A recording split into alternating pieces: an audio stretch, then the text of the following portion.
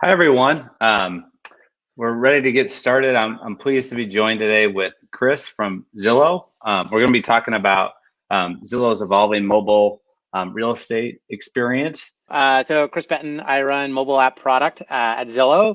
I've been at Zillow for almost 5 years now and been running different pieces of the product team at Zillow. I've worked on our 3D team and rich data, as well as our mobile app team. So excited to be here with you, Mike, and share a little bit about kind of what's been going on in the real estate space and what we've been up to. Great. I think I fixed my audio. Sorry about that. That's awesome. Cool. You were telling me all about your culture of experimentation and kind of future readiness. You want to tell us a bit about that? Sure.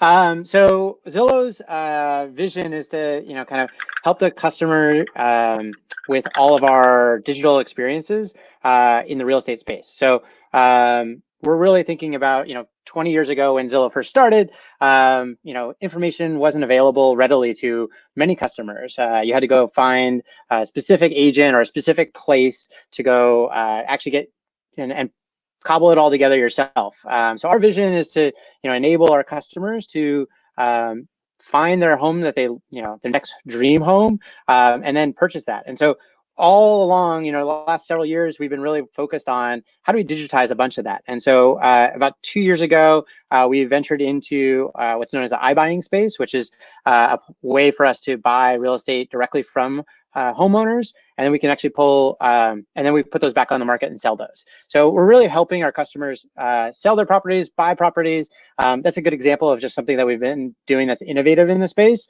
and I'm happy to share some more in that as well. Yeah, now we've seen a lot of that with some of our other customers as well. Just so much investment going into digital transformation, and particularly in this strange time we're all living through. Some of our restaurant customers are doing a lot of mobile ordering in their app and seeing just massive increases, obviously. And then just so many of the retailers are seeing such a huge demand through their app. Fortunately for them, that they were prepared, but that's great. Can you share? Sorry, my audio messed up, and so we kind of skipped the first question. Can you talk about how all that kind of aligns with your kind of vision and values? Yeah, so Zillow is a customer is a North Star type company. It's one of our key core values. We do everything. We talk about the customers in every one of our meetings. Each one of them has persona names. We really try to bring them to life, and so that we can think through solving problems for them. And so our vision is to, bring the real estate space into a digital space. And so that is everything from finding and discovering homes to going to tour homes. So about a year ago, we launched an opportunity. So take your phone and press a button, and you can now unlock a door and go visit that property yourself. And then we're moving into the mortgage space and closing services, so that all of that stuff can happen digitally. So we're really thinking about how do we make this as frictionless as possible, because it is one of the biggest purchases that many Americans make today. And how do we actually reduce the friction that happens in that and make it faster and easier and actually make it fun? It's a very stressful time for many people's lives. And so we really want to make sure that it's easy and as simple as possible. Yeah, no, I was telling you the other day that I just refied my house, which I'm excited about, but and that happened during this COVID-19 period, and it was just so bizarre. I mean, the process today, if you don't use Zillow, is just so convoluted. I had to drive to my bank 3 different times, and they had a special table set out outside, wearing masks, and then I had to go to the title company. It's definitely an area ripe for optimization and disruption. So I think you got a big opportunity ahead. Yeah, one of the interesting things that we're seeing in the space is both customers and partners. So Zillow is a marketplace, right? So we work with agents, and we work with home buyers and home sellers. And so we're trying to put people together in this marketplace and facilitate a transaction. And so one of the things that we're finding is both sides of that are actually looking for innovative ways to make progress on their home search today. So, if you would have taken this 5 years ago, 7 years ago, people would probably be a little bit more apprehensive about, having a video chat with their agent for the first time. Maybe having, signing. One of the things that we're working on is e-notary, the ability to sign documents with somebody and have it verified. Back 5 years ago, a month, 12 months ago, you still have to do that physically in person with people. So we're working on ways to actually make that happen.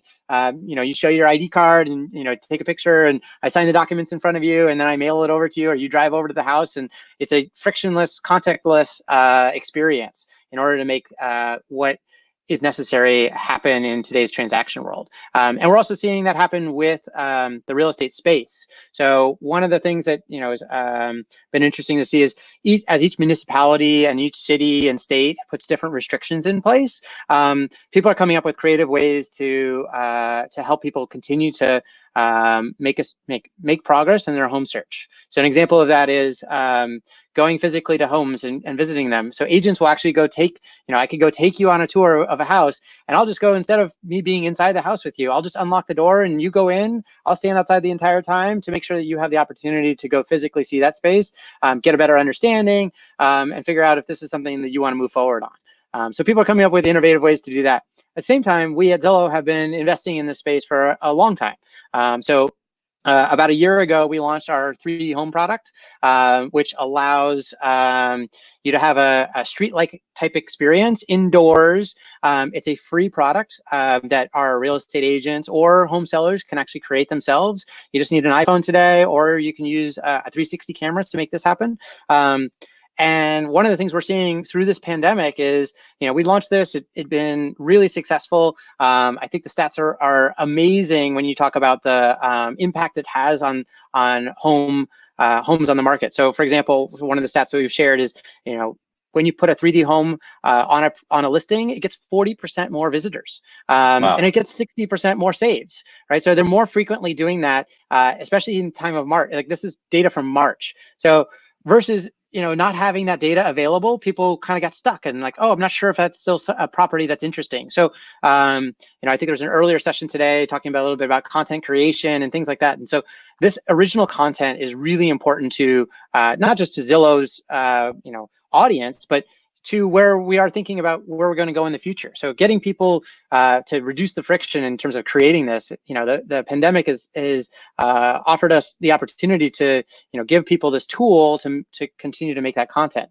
The stat that I think we've shared is since the pandemic hit, the number of 3D homes has, that are being created has grown more than 525%. That is huge. Wow. And this product launched a year ago. So it's not like it's just launched and we're seeing great growth out of that, but it's been out there. We're seeing a tremendous opportunity to build tools that are necessary for today's safety, but we believe that they are the experiences and tools that are going to be used for tomorrow and the next day and for the future. Wow, that's great. You must be quite pleased that you guys were prepared. Yeah, it kind of comes down to our vision, right? So going back to that question of like, hey, what is our vision? Well, our vision is this totally digital real estate transaction that you really don't need all the physical things and baggage that you used to have 10, 20 years ago that are still around. And so if we can reimagine that and provide those tools and opportunities, both to our customers and to our partners, we can make this experience amazing. Yeah, that's great. And then when it comes to the pandemic, in terms of just special things that you've done for customers, how have you guys changed just how you service your customers? Yeah, great question. So again, customers are North Star. So as soon as the pandemic hit and the World Health Organization declared a pandemic, things changed in our industry tremendously. You started to see some restrictions put in place, stay-at-home orders, and a variety of different things that I think everybody is well aware of.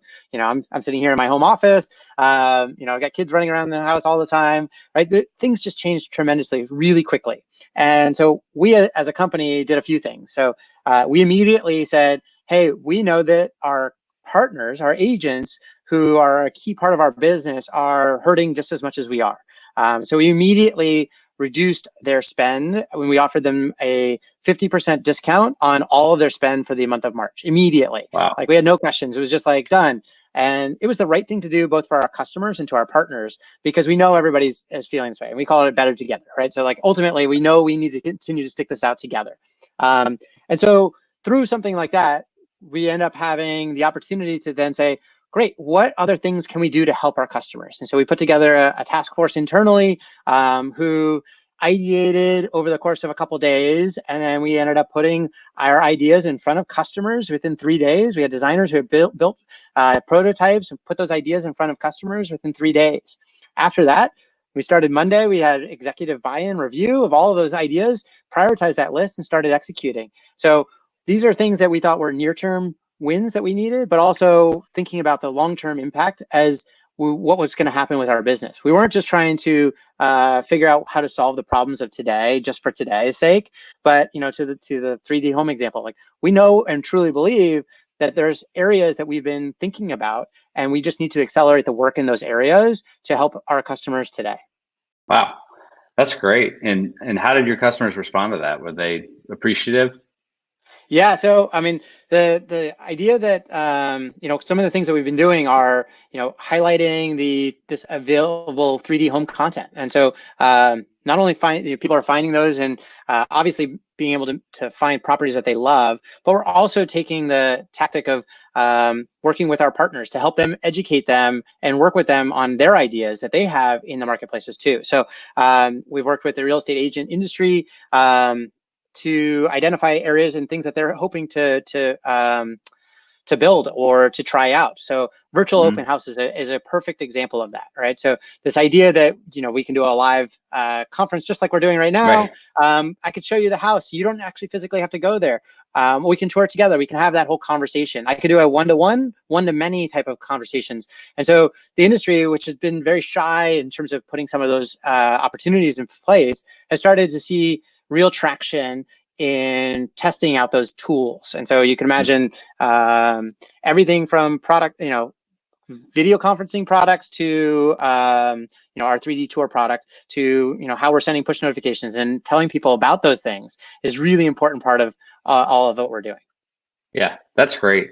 Yeah, at Airship, we experience, I think, like lots of SaaS companies, lots of people wanting to experiment with our software. And I was telling you, and the other day, we've had a way to sign up for Airship for years, but we had this kind of cut down version of our platform. It was great. A lot of people used it, but we really accelerated some updates to that so that we could get all these people access to our latest and greatest. And we've seen a lot of interest in that and success. We've also experimented with just giving people trials of certain new channels just so they can try them out for the next couple months and use it as much as you want, just to try to be flexible with customers and let them grow. Well, it looks like we've got a number of questions here. So if you're okay with it, sure. I'll take a look and pick some. But the first one is, you kind of you experience overnight use of your app, 3D Home, and it increased dramatically. I think you said 600%. What advice do you have for others who are overwhelmed with the success they've had? Oh, sorry, this is my poodle. Can you talk about that? Yeah, so one of the things that we often think about is what's our long-term vision for some of these things, and where should we be putting our efforts? So an example is, driving. There's two pieces of what we're doing with a 3D home product, for example, right? So we've got content creators and we've also got an audience, and so you can try to figure out, okay, is my overnight success with this?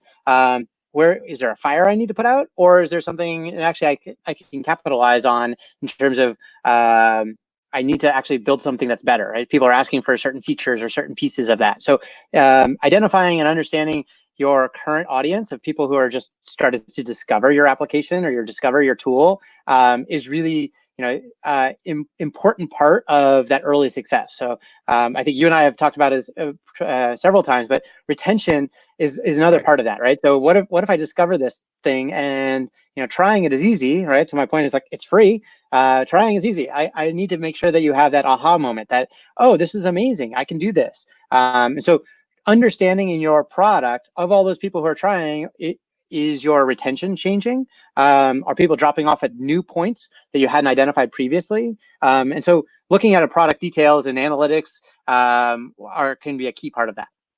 Yeah, well, great.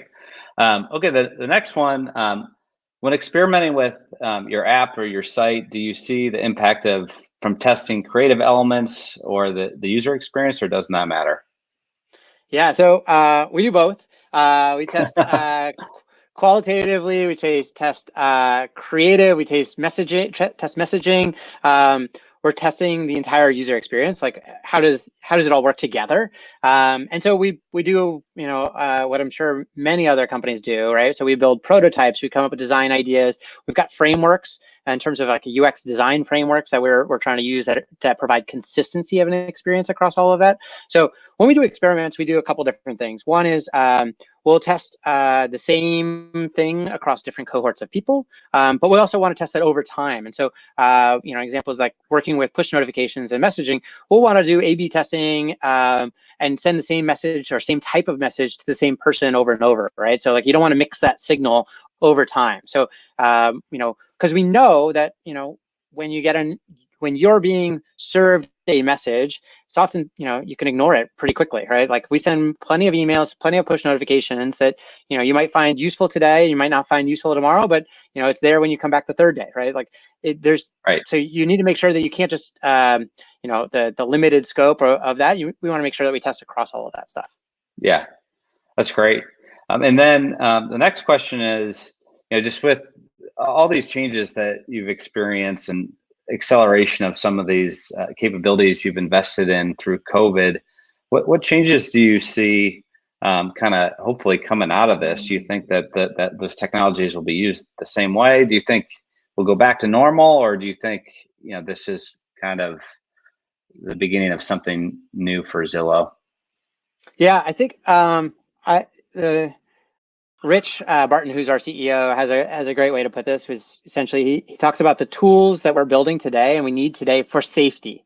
They're going to be the tools, and they're setting the expectations for tomorrow, right? The idea that that we all just suddenly go back to the old way is probably is not going to happen in every industry. It's not going to happen everywhere. You think about at Zillow, we have a work from home policy that we started at the beginning of March. So I think I've been at home now almost 11, 12 weeks now. And so it's we've announced publicly too that we are going to continue working from home at least until the end of the year. And just like many other companies, they're offering, you look at Twitter and others who are saying you can actually work from home forever, right? So the idea that we're all going to go back to the normal, whatever that is probably not true. So there are things that are changing. Expectations are changing, right? The ability to, I think you and I shared about this before, but the idea that you have Apple Pay on my phone, I've been using it. You and I talked about this. I've been using it for a while, right? It's great. It's faster than putting my chip in. But today, if you realize that you could do this without touching a machine, now it's a way to introduce you to this feature and product. So quickly, you're able to understand those things, and now it's my norm, right? So I think I'm super excited about things like that. Yeah, the contactless. Yeah, I've been a big fan of Apple Pay and the Apple Card. It's pretty awesome. But we've got a mobile wallet product where you can distribute passes, for loyalty, for coupons. We're seeing a big uptick in interest in that, just because so many people are going to want to go contactless. Nobody wants to, stick their credit card in a machine and touch it. So I don't think that's going to change anytime soon. Okay. I heard earlier another good example of that is like food delivery, right? So people have been using food delivery for a little while, but now it became a necessity for many people. And so now you've tried it. Is it easier? Oh, I actually get this benefit. I no longer have to worry about when milk is in my fridge. I no longer have to worry about some of these things. It just gets delivered. And I think there's plenty of tools or experiences that have been created that are, have been around for a little while. The idea has been there for a little while. It just really didn't have the reason for people to adopt it or try something, right? So this try before you buy, like people are suddenly, oh, I'm willing to try more things. I'm willing to try things that maybe I was a little apprehensive about in the past. And now they get to see whether it benefits them today, and in the future that's probably going to impact their decision making and buying habits, for example. Yeah. And then what about your customer engagement strategy? John asked, how do you see that changing as restrictions begin to ease? He specifically asked about, will there be a priority to keep the 3D home tours? Yeah.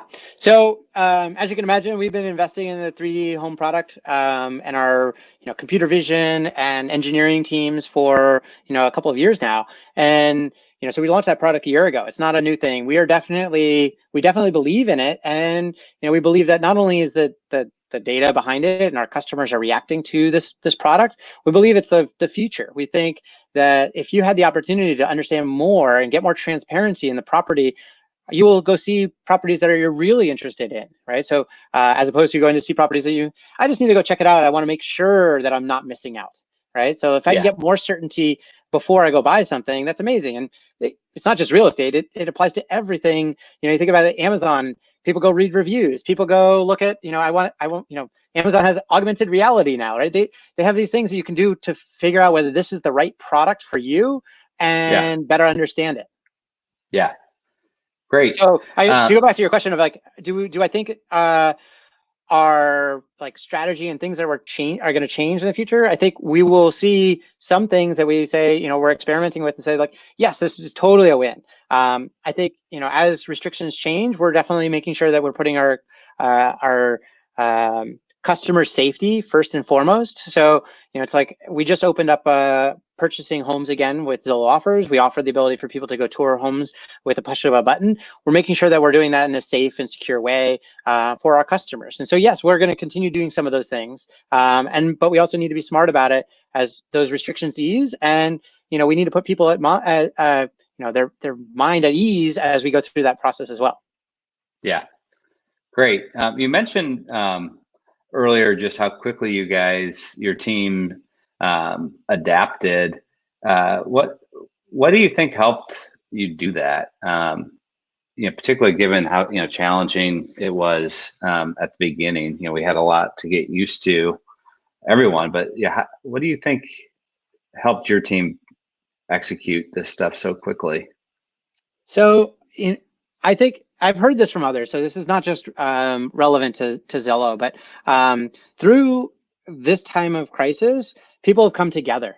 And so there's a couple things that I think we've seen. One is within our own organization, people are willing and able to think outside of the box of what solutions they want, but they're also very focused on providing solutions and coming up with the right thing for the right people, because we all know this is a strong need from our customers. And so it's something we can all relate to, right? Everything, you talk to people who are you should build a product that you really love and that you are passionate about, solves a problem that you know about. This is perfect. We're all stuck here at home, right? We're all stuck here and trying to make progress. Oh, I'm worried about whether I'm going to, lease this place. What am I going to do with this thing? People know they have these issues, and so they can all relate.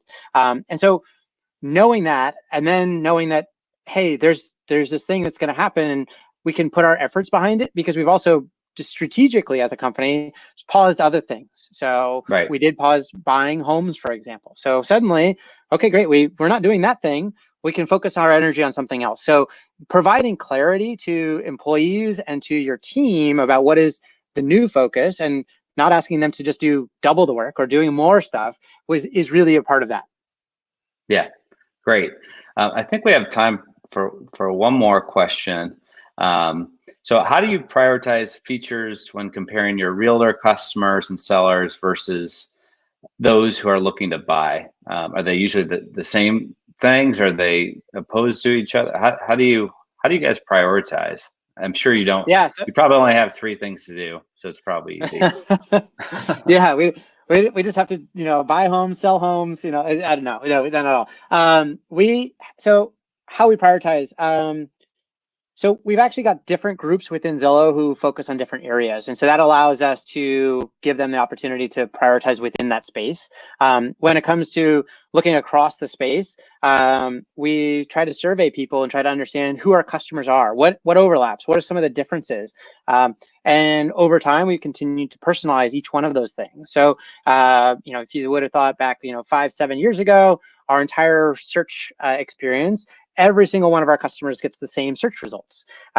Through the magic of machine learning and AI, we now have the ability to provide individual search results to every single one of our customers. And we actually can do that even if you're, after one click. So just knowing the house that you're looking at today, I can actually predict and help you understand, is this a house you're interested? I can show you more that are very similar to that. Just like, other products like Netflix are trying to do with movies. We're doing the same thing in this space as well. And so there's this move towards, hey, we're prioritizing what matters to our customers to buy their next house. But also, many of our customers who are buyers are also selling a house, right? So you're trying to do both at the same time. And so both of them are important, and it actually ultimately becomes similar, almost the same person.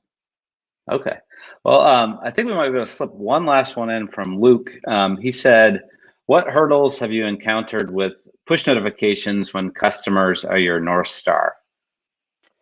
So I think you and I talked about this previously too, but oftentimes one of the challenges with push is trying to use the email playbook, right? And so if you think about it in the same way, you might optimize for different things. And so one of those key things is, each push notification does not need to be a direct open, right? For example, hey, the goal of that notification is different for each customer and each piece of content that you're sharing. So, having set goals and ideas of what you're trying to be successful at doing is really key to that. So, for example, I know we only got a minute left, but essentially the hurdle is, hey, am I looking at the same data across every single one of my campaigns when that's not actually the ultimate goal for that campaign? Right. Exactly. Unlike email, oftentimes in email, it's about the click, right? Yeah. Yeah. No, it's a great point. Well, hey, Chris, it was really great. Looking forward to seeing you in person again sometime soon. But thanks for spending time with me today. Awesome. Great to see you, Mike. All right. Yeah. See ya. Thanks, everybody.